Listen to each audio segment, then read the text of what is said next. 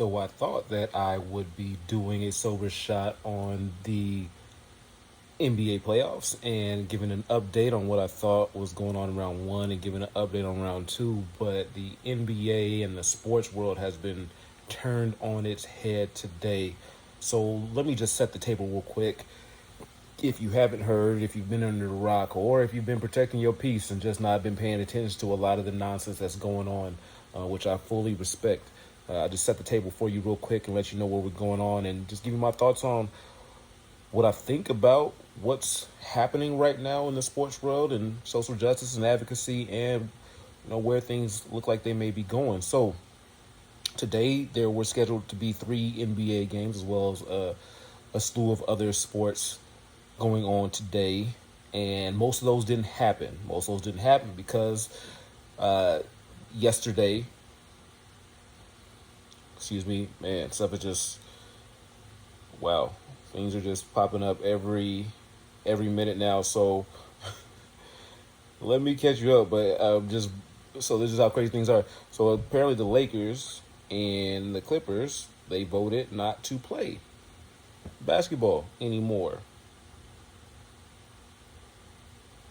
That's crazy. So sorry. Let me set the table real quick. So a couple days ago, another black man was shot in Wisconsin.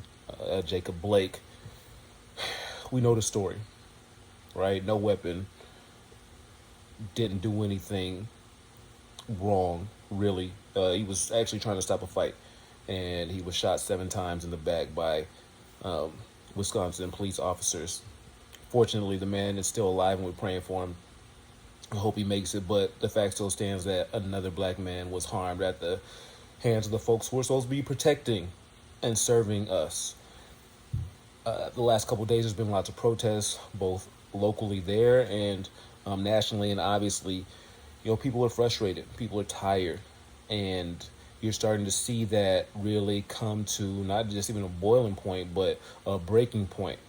And so, the Milwaukee Bucks were scheduled to play their Game 5 today against the Orlando Magic, and they decided that they were going to not play tonight. That looks like George Hill was kind of at the forefront of that kind of push. And these guys have been in the bubble for how many months? I mean, they've been on quarantine. Obviously, it's not quarantine like most of us, but they are without their families, right? They're, in playoff basketball mode, and, that's all they're doing is basketball, and they, probably watching TV, probably playing video games. And so there you got pent-up frustrations too, and they've seen the same images. And obviously, with coronavirus going on, everybody's tense. And so they made the decision that they weren't going to play. Orlando Magic followed suit. The rest of the teams, also decided that they were not going to play tonight. Obviously, that shook up everybody, but that was only the beginning with the NBA. WNBA has been in the forefront of social justice advocacy the last few years, always kicking ass, always standing up, not just for Black lives, but for various causes. And so they came out with T-shirts tonight voicing their displeasure. And they also, all the teams, I think there was only 2 or 3 games scheduled, and those ladies decided they weren't going to play. There were some baseball games.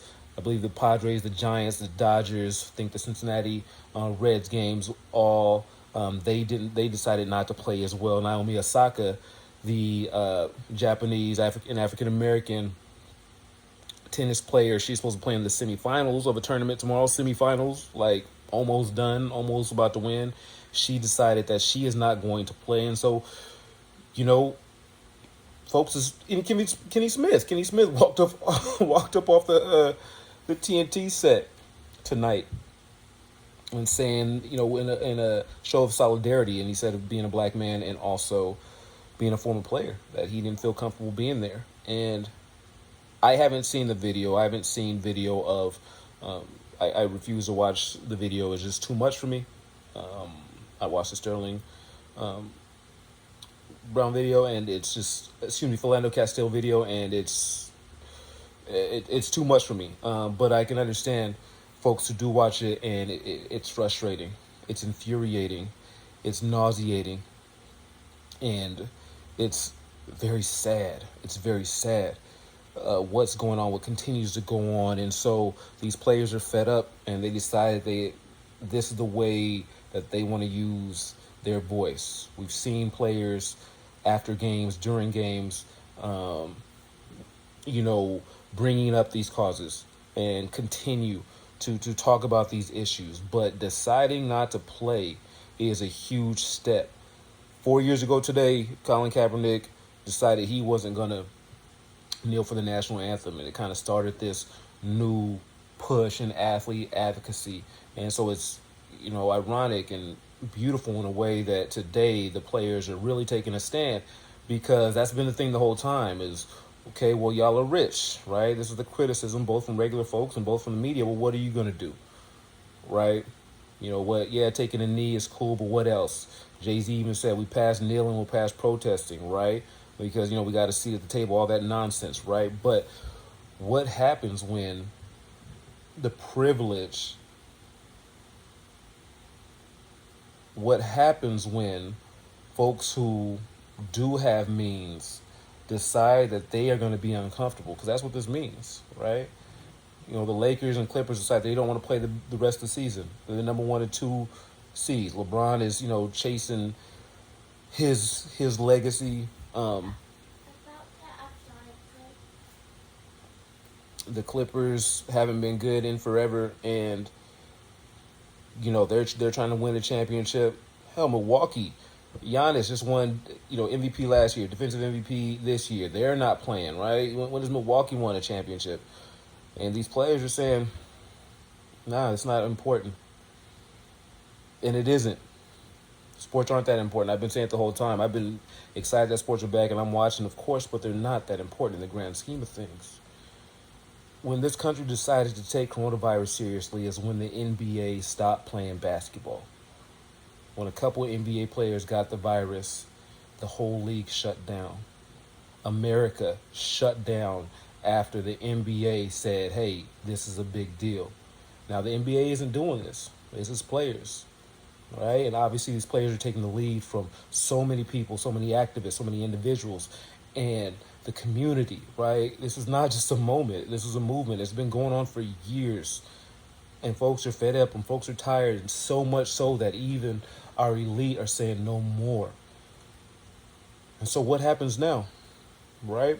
Like I said, they just came through on my phone right now that the Lakers and Clippers said they ain't gonna, they don't want to play. It looks like the meeting was tense. It looks like LeBron was at the forefront of that, and so that's my boy, that's my man, and so I'm excited to see what he got. But they're going against power, and that's why I always talk about the power structure. William C. Roden wrote $40 million slaves, and that term gets tossed around and criticized a lot. But millionaires versus billionaires, what happens? What happens when the work, what happens when the employees say they're not going to play no more?